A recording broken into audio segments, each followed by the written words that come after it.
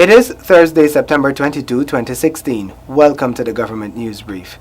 In the news, government heightens focus on occupational safety and health of employees. The National Drainage and Irrigation Authority declares readiness for rainy season, and all citizens need to unite to protect Guyana's children. Stay tuned for the details.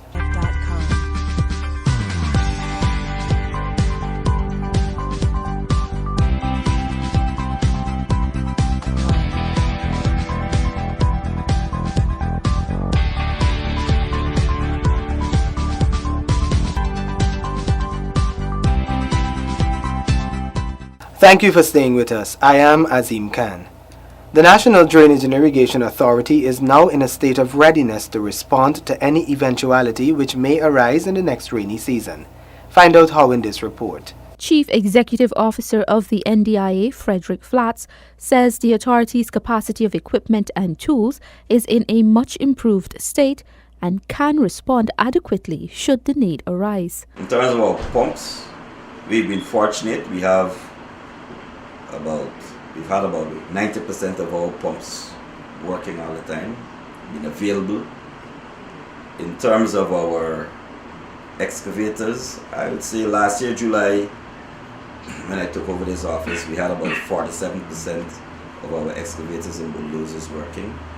Right now, we have about 70%. Further, Flats says the agency's expenditure and execution of capital and other projects is on schedule for the current fiscal year. The budget for our capital works is about 1.4 million. I mean, we've spent about 30%. However, within the next 6 weeks or so, we anticipate that our expenditure will be somewhere in the region of about 70%. Because we have a lot of works that are being done. Flats pointed out that much has been achieved using the capital and current provisions. For the Government News Brief, I'm Tiffany Rogers.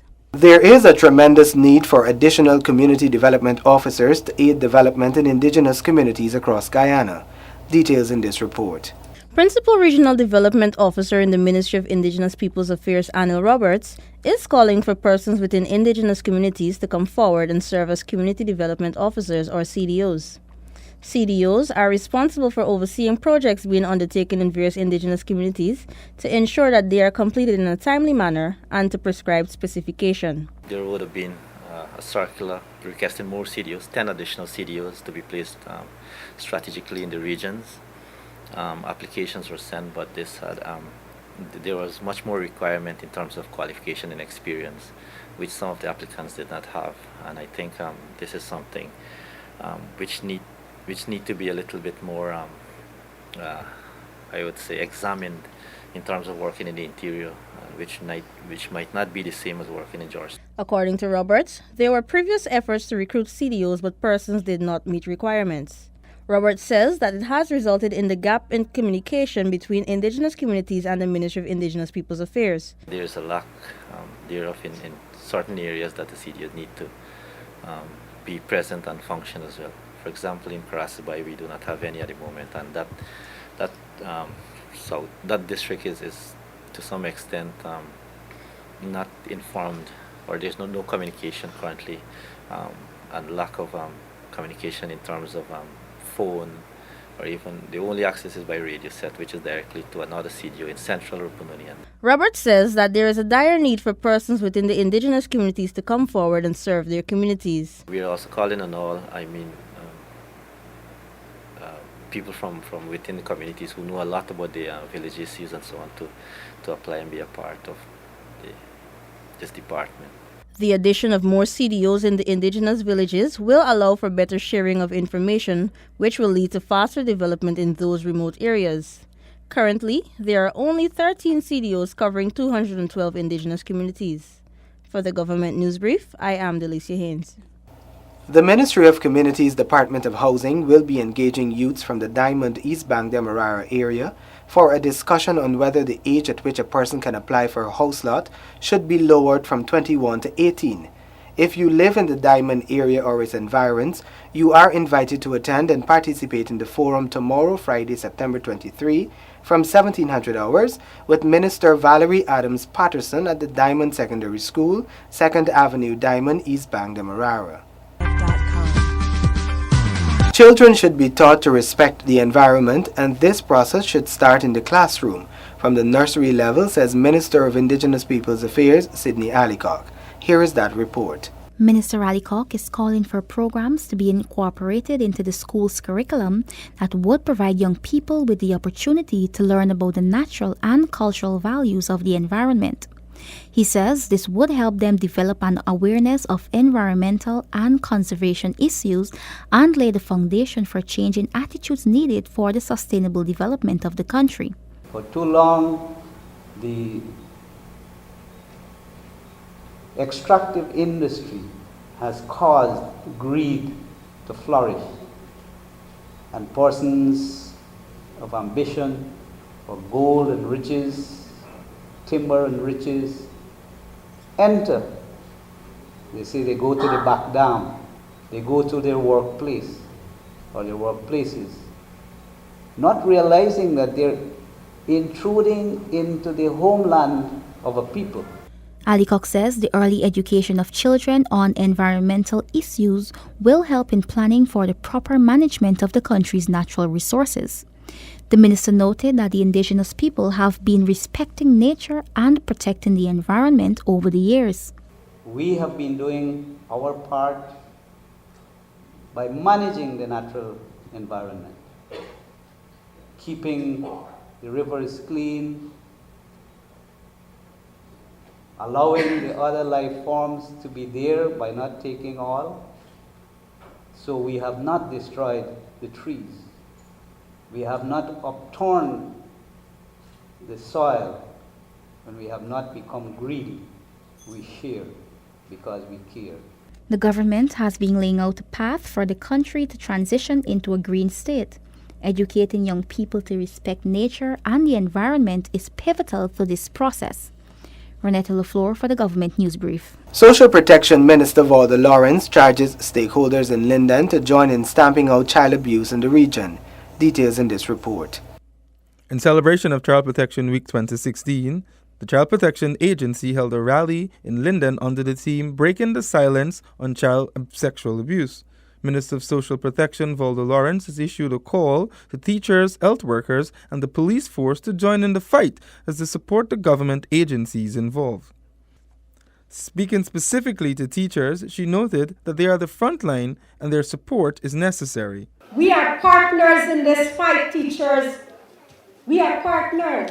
You see the child when the child comes to school. The child spends more time with you. You see the lack of, you see the need, you see the many issues portrayed in either their action, their interaction, their responses, and how they perform. The minister also encouraged health workers to pay more attention when examining children. The child turns up at the health center or at the hospital for one illness or the other. And in many instances, they're not checked thoroughly. So I'm asking you to reach out and touch. Go that extra mile. Minister Lawrence is calling on the police force to step up their mandate to serve and protect, adding that too many cases have been lost in the court, and this is because enough attention is not being paid to them.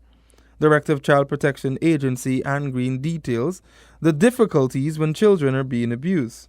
Child sexual abuse is a silent problem that is ruining children's lives. For many, it is difficult to talk about sex abuse, and even more difficult to acknowledge that sexual abuse of children of all ages, including infants, happen every day. Green says that child abuse takes place in every community and society needs to speak out against it. The Ministry of Social Protection rally saw speakers from religious organizations and the police force, among others. The participants were entertained with songs, dances, and poetry. Child Protection Week 2016 is celebrated under the theme Child Safety and Security Are Priority. Delon Sanko for the Government News Brief. Occupational Safety and Health Handbook launched to boost employees' safety. More in this report. The Occupational Safety and Health Handbook initiative launched today is aimed at preventing and avoiding the many fatal occupational accidents across Guyana. General Manager of the Demerara Harbour Bridge Corporation, Ralston Adams, explains the contents of the handbook. This handbook consists of two parts. Section 1 covers the routine health and safety issues with regards to all company operations. Section 2 highlights building hazards and potential risks. For example, plant and vehicle.